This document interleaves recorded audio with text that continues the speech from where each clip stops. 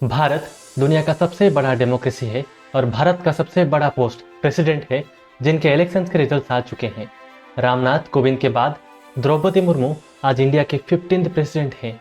Murmu ji India की पहली tribal और सेकंड फीमेल प्रेसिडेंट हैं। लेकिन क्या आपको पता है, प्रेसिडेंशियल इलेक्शन यह एक ऐसी इलेक्शन है जिसमें आप हम जैसे आम जनता वोट नहीं डाल पाएंगे, बल्कि इसमें हमारे तरफ से चुने गए एमपी एमएलए वोट डाल सकते हैं। पहले बात करते हैं कौन कॉन्टेस्ट कर सकता है प्रेसिडेंट बनने के लिए।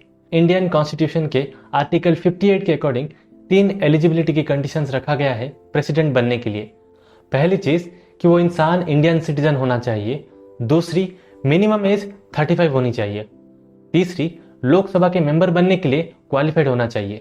इसके अलावा एक और कंडीशन है कि कोई भी इंसान अगर ऑफिस ऑफ प्रॉफिट होल्ड करता है सेंट्रल गवर्नमेंट या फिर स्टेट गवर्नमेंट के अंडर में, तो वो इंसान इलेक्शंस के लिए एलिजिबल नहीं है। जैसे कि एक गवर्नमेंट टीचर एलिजिबल नहीं है क्योंकि गवर्नमेंट से ये अपना सैलरी लेते हैं। इसलिए एक गवर्नमेंट टीचर को अगर इलेक्शन में कॉन्टेस्ट करना है तो उसे पहले अपने टीचर के पोस्ट से रिजाइन देना पड़ेगा। अब बात करते हैं कि इस प्रेसिडेंशियल इलेक्शन में कौन कौन वोट डाल सकते हैं। जवाब है इलेक्टोरल कॉलेज। आसान भाषा में कहा जाए तो लोकसभा और राज्यसभा के इलेक्टेड मेंबर्स प्लस अलग अलग स्टेट और यूनियन टेरिटरीज के लेजिस्लेटिव असेंबली के मेंबर्स। लेकिन ध्यान दीजिएगा, यहाँ इलेक्टेड मेंबर्स कहा जा रहा है, मतलब इलेक्शंस के थ्रू आने वाले मेंबर्स। तो इसमें राज्यसभा के 12 प्रेसिडेंट के थ्रू नॉमिनेटेड मेंबर्स इंक्लूड नहीं है। Similarly member of legislative council के मेंबर्स भी यहाँ वोट देने के लिए एलिजिबल नहीं है। जहां नॉर्मल इलेक्शन में कहा जाता है 1 वोट इक्वल टू 1 वैल्यू, वही इस प्रेसिडेंशियल इलेक्शन में ये सब लागू नहीं होता। यहाँ कुछ पॉलिटिशियन के वोट के वैल्यू ज्यादा होते हैं as compared to other politicians, और ये इसलिए है ताकि अलग अलग स्टेट के पॉपुलेशन को इक्वल वेटेज मिल सके। तो एक एमएलए का वोट का वैल्यू कितना है ये कैसे पता लगा सकते हैं? इसके लिए एक सिंपल फॉर्मूला है, total population in the state divided by 1000 into total number of MLA in the state. इस फॉर्मूला का इस्तेमाल करके आप अलग अलग स्टेट के एमएलए के वैल्यू निकाल सकते हैं। फॉर्मूला का हिसाब से उत्तर प्रदेश के एमएलए का 1 वोट का वैल्यू 208 है, जो बाकी स्टेट से बहुत ही ज्यादा है। तो इस फॉर्मूला से total value of all MLA present in India आता है 5,43,231। लेकिन एमपीज के वोट वैल्यू हमेशा फिक्स रहते हैं। एक मेंबर ऑफ पार्लियामेंट का वोट वैल्यू 700 है और ये हमेशा फिक्स रहता है। तो उस हिसाब से total value of MPs present in India आता है 5,43,200।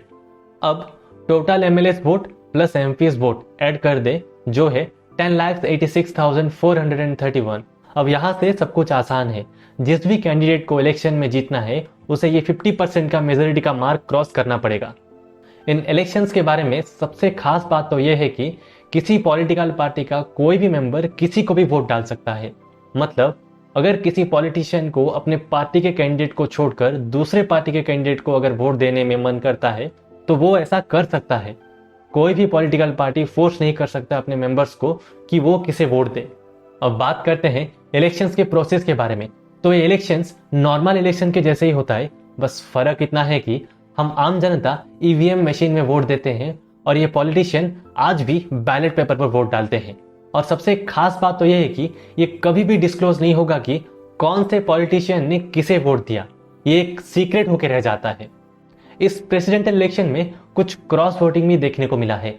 उड़ीसा के एक एमएलए है मोहम्मद मुखीम नाम से, वो एक कांग्रेस के एमएलए है और सरप्राइजिंगली उन्होंने एनडीए के कैंडिडेट द्रौपदी मुर्मू को वोट दिया। ये उन्होंने खुद डिस्क्लोज किया है, कहा कि ये खुद उड़ीसा से है, इसलिए इनका फर्स्ट प्रायोरिटी मुर्मू जी है। सिमिलरली आसाम और गोवा में भी क्रॉस वोटिंग हुआ है। आसाम में बीजेपी को 22 और गोवा में 3 एक्स्ट्रा वोट्स मिले हैं ऑपोजिशन से। ऐसे ही देश भर में क्रॉस वोटिंग देखने को मिला है प्रेसिडेंशियल इलेक्शन में। तो ऐसे बनी द्रौपदी मुर्मू प्रेसिडेंट। द्रौपदी मुर्मू उड़ीसा के मयूरभंज डिस्ट्रिक्ट से है। अपने शुरुआती दिनों में ये एक टीचर थे। फिर 1997 में इन्होंने अपना पॉलिटिकल करियर स्टार्ट किया बीजेपी ज्वाइन करके। 1997 में ये एक काउंसलर बने। फिर ईयर 2000 में ये एक एमएलए बनी। फिर 2004 में फिर से एमएलए बनी। इस बीच ये मिनिस्टर भी रह चुके हैं। फिर 2007 में ये ओडिशा के लेजिस्लेटिव असेंबली के बेस्ट एमएलए बनी और इसके लिए इन्हें नीलकंठ अवार्ड दिया गया। फिर अगले कुछ साल कुछ अनफॉर्चुनेट इंसिडेंट्स भी हुए इनके साथ। इन्होंने अपने 2 बेटों को और फिर अपने हस्बैंड को भी खो दिया। फिर 2017 में बीजेपी के लीडर्स ने इन्हें झारखंड का गवर्नर बनाया और अब ये देश के प्रेसिडेंट बन चुके हैं।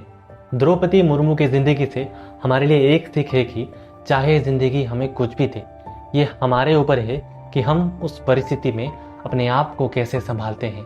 अपने 2 बेटे और पति को खोने के बाद वो टूट भी सकती थी, उनके पास वो कारण भी थे, लेकिन बिना किसी शिकायत के वो अपनी जिंदगी में आगे बढ़ती रही और यही चीज़ द्रौपदी जी को दूसरों से अलग करती है। आज के लिए बस इतना ही। मैं आज़ाद आपसे अलविदा लेता हूँ। मिलते हैं किसी दूसरे वीडियो में।